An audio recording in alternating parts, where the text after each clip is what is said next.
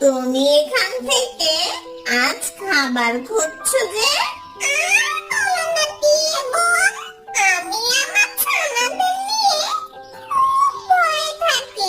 কেন, কি হয়েছে?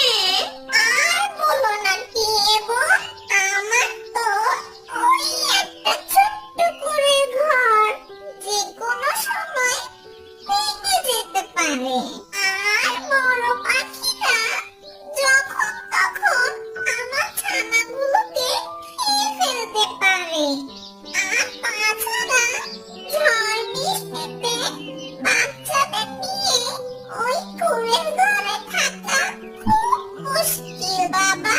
হ্যাঁ গো টনি বোন, এ কথা ঠিকই বলেছ। আজ আমার ঘরটা যদি ভালো না থাকতো তাহলে আমার ছানাগুলোকে নিয়ে এই বিপদে পড়তে হতো। আর যাই গো টুনটুনি পাখি, জলদি আমার বাড়িতে ফিরতে হবে। আমার বাচ্চাগুলো এখনো খাবার খায়নি। সবাই কত নিশ্চিন্তে আছে, আর আমি বাচ্চাগুলোকে নিয়ে কত ভয়ে ভয়ে থাকি। যাই, অনেক দেরি হয়ে যাচ্ছে, বাচ্চাগুলোর কাছে যাই। কি বলবো, তুমি এখানে আমার বাড়ির সামনে কি করছো? না, কিছু না, এই এমনি একটু তোমার সাথে দেখা করতে এসেছি। তা তোমার ছানাপোনারা কোথায়? কেন, আমার ছানাদের নিয়ে তোমার কি হবে শুনি? না মানে, ওদেরকে দেখছি না তো, এই আর কি। তুমি কি ভেবেছো? মনে করেছো আমি তোমার মতলব বুঝি না?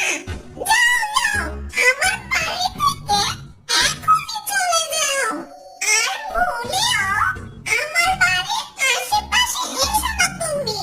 হ্যাঁ হ্যাঁ, চলে যাচ্ছি, কিন্তু তোর ছানাদের সাবধানে লুকিয়ে রাখিস। তো সোনামণিরা ঘুমিয়ে পড়েছে।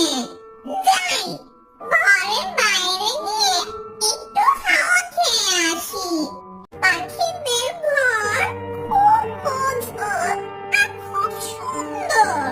ইস, আল্লাহ, আমার ঘরটা যদি ওদের মতন সুন্দর হতো তাহলে আমার বাচ্চাদের নিয়ে খুব শান্তিতে বসবাস করতে পারতাম। তুমি কে? তোমাকে তো এখানে কখনো দেখিনি, সুন্দর পাখি। আমাকে তুমি দেখবে কি করে? আমি তো এখানে থাকি না, আমি তো ওই দূর প্রান্তরে থাকি। তবে আমি তোমার কষ্ট দেখে আর থাকতে পারলাম না, তাই তোমার কাছে চলে এসেছি। ছোট্ট মিষ্টি টুনি পাখি, আমাকে বলো তোমার কি চাই? আমি তোমার সব মনের আশা পূরণ করব। তুমি আমাকে বলতে পারো তোমার সব কিছু খুলে। সত্যি বলছো তুমি? হ্যাঁ গো মিষ্টি টুনি পাখি, আমি সত্যি বলছি। তুমি আমাকে বলো কি চাই তোমার, আমি সব তোমাকে দিয়ে দিব। তুমি যদি আমাকে মজবুত আর সুন্দর একটা ঘর বানিয়ে দিতে তাহলে আমি অনেক খুশি হতাম। আমার ছানাদের নিয়ে সেই মজবুত বাড়িতে থাকতাম। ঠিক আছে, তাই হবে। কিন্তু তুমি যদি আমার কাছে সোনার ঘর চাইতে আমি তাই দিতাম তোমাকে।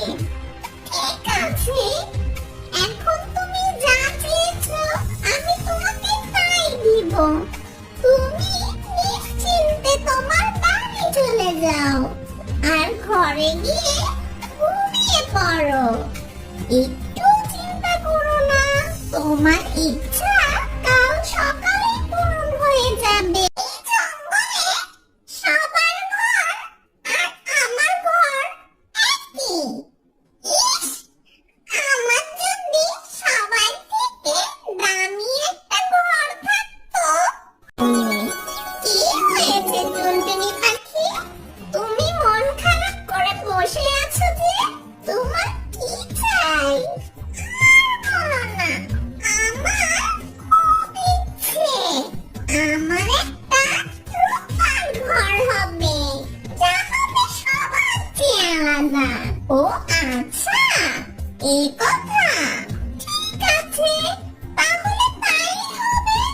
যাও, এখন ঘরে যাও।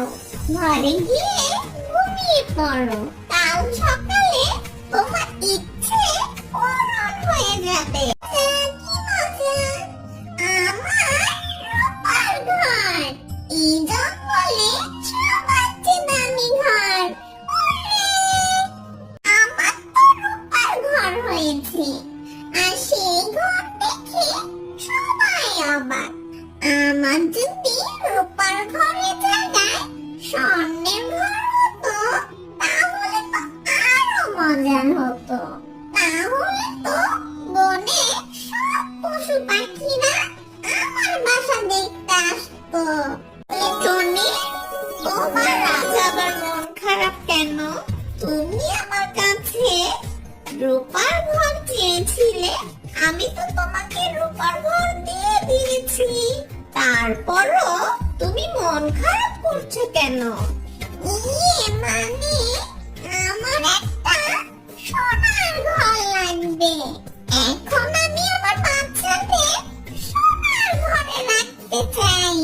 আচ্ছা টুনি পাখি, তুমি ঘরে যাও, ঘুমিয়ে পড়ো। কাল সকালে তোমার ইচ্ছে পূরণ হয়ে যাবে। এদিন সকালে টুনি পাখি ঘুম থেকে উঠে দেখে তার রূপার ঘরের জায়গায় একটি সুন্দর সোনার ঘর তৈরি হয়ে গেছে। টুনি এটা দেখে মহা খুশি। টুনি এই সোনার ঘর দেখতে জঙ্গলে সব পাখিরা আর পশুরা চলে আসে। এটা দেখে টুনি যেন আনন্দ শেষ ছিল না। আর এদিকে টুনি পাখি ছোট্ট ছোট্ট ছানারা বেশ বড় হতে লাগে। এরপর বেশ কিছুদিন কেটে যায়।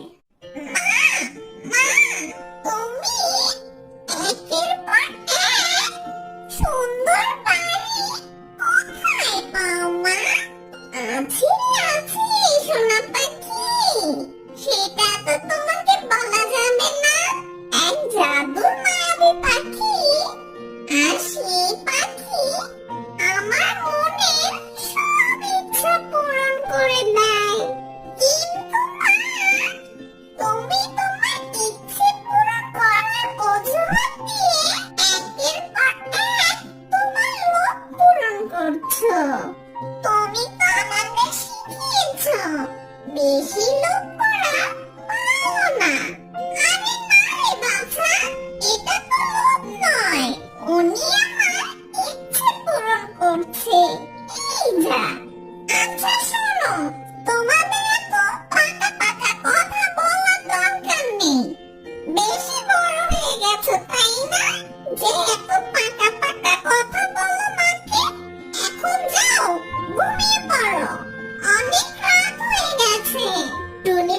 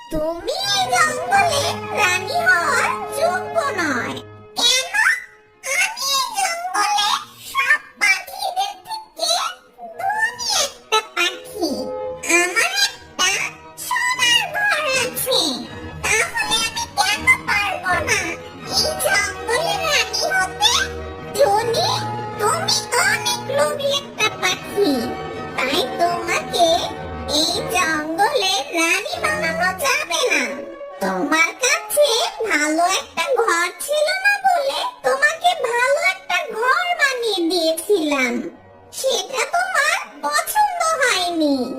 এরপর তুমি আমার কাছে রূপার ঘর চেয়েছো, আমি তোমাকে সেটাও করে দিয়েছিলাম।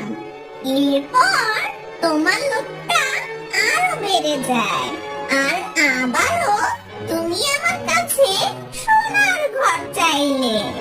আমি তোমাকে সেটাও দিয়েছি, তো তাতেও তোমার লোভ কমেনি। আর তোমার লোভ এত বেড়ে গেছে যে তুমি এই জঙ্গলে রানী হতে চাচ্ছ। টুনি, তুমি লোভ করে পাপ করেছো, তোমার এই লোভের কোনো ক্ষমা নেই।